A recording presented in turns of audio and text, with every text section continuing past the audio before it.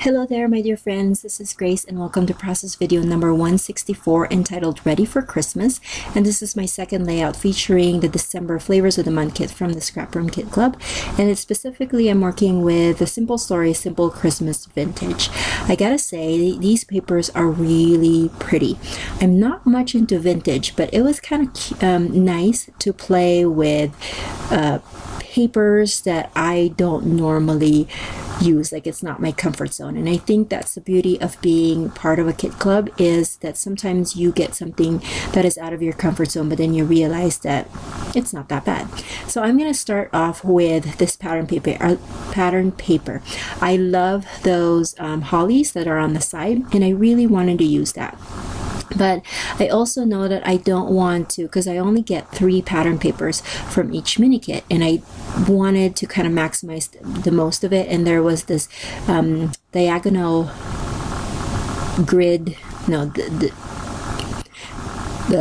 diagonal striped paper on the other side, so I wanted to use that as well. So I made sure that I cut out the inside of it, because in my mind the design that I want is focused on the center of the page. And so now I am going to measure to make sure that I cut just enough of this plaid paper so that I can cover up that square. Now I'm using the cardstock, one of the cardstock that came with the mini kit. The other one I actually used up and cut up a bunch of Christmas themed words from my silhouette using a script font from thefont.com. Right now my favorite is, I think it's called Watermelon Script, and I just love it. So that's what I've been using for a lot of the titles that I have built up for this particular grouping of layouts for this month's kit.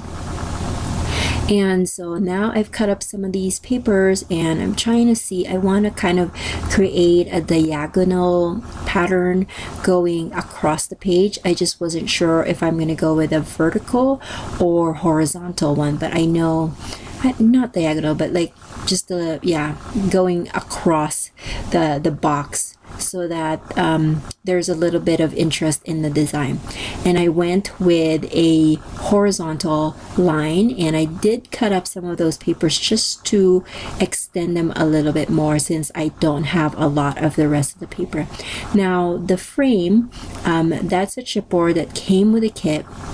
And I was thinking that maybe I could put my title in there, but with my large Christmas word, it really won't fit in there. So I decided that that will just house my journaling.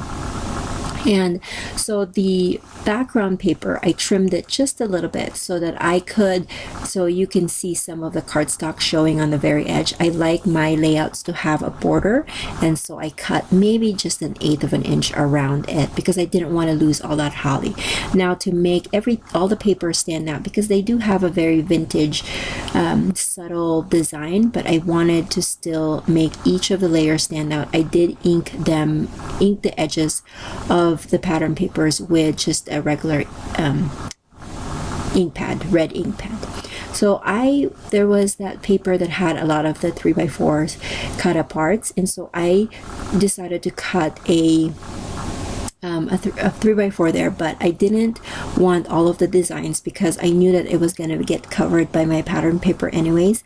And the back side of that has just a plain kind of white dot on green paper, and so that's what I'm going to be putting on the back side of the frame. And then I did cut up my journaling into strips so that I could extend that. Now I had a lot of things to say for this particular photos. The photos are just 2 3x4 shots of the gifts that were underneath our Christmas tree on Christmas Eve, you know, the night before Christmas, when Santa drops all of the gifts. And so I just took pictures of that, and for some reason I had a lot more to say. I think I don't have the layout right in front of me, but I think I said, and to the context of how I love it when, you know, you put the gifts underneath the tree, because it just looks so festive. And also it reminds me of how blessed we are that we could have all these gifts to share with one another on Christmas Day. So now I'm getting ready to ink it. I did distress the edges as well to kind of blend with that vintagey theme or feel of the papers. Just making sure that that's all lined up, and then when I'm happy, then I'm going to position all the rest, like all the cut aparts, and making sure that I position it the right way so that you will not be able to see the seams where those particular papers were cut apart. So like I said, this layout and these products came from the December Flavors of the Month kit from the ScrapRoom Kit Club. If you're ever interested in what that kit club is all about, make sure that you check the description below because it will have a link to the website. I also have a link to my blog because sometimes I will create some projects that I never get to film a video for, and so you can always check out all of the other projects, whether it be cards or layouts or any other project that I might have made to share. It's always there, so make sure that you check that out, and the description will be below. I hope that you guys are having a wonderful start to our holiday, and that you will be able to create and preserve some wonderful memories. So like in my other video, I told you about how I wanted to create all of my titles or part of my title with that cardstock that was part of this mini kit. But I didn't know if the white one will stand out against all of the pattern papers that I will be using. And so I cut out these same letters from black so that I could have a shadow going. And then these are just small mini alphas from my stash. I believe these are My Mind's Eye, and I'm just trying to spell ready for. I figured that the big Christmas already fills up a big space, so the rest of my title could be small.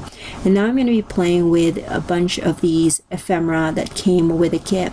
I love that Santa. It's appropriate for this particular layout, and then I'm just going to embellish with a few more little things here. Now with the eye, I couldn't find the dot for the eye, and so I figured that I could just dress it up with a die cut. At first I was thinking of a star, but the star was a little bit too small for my liking, like it wasn't really standing out, and so I used the heart that was part of the ephemera, and then I put that as my dot for the Christmas. And that's about it. If you have any questions, make sure that you leave in the comment section below, and I will catch you guys another day. Bye.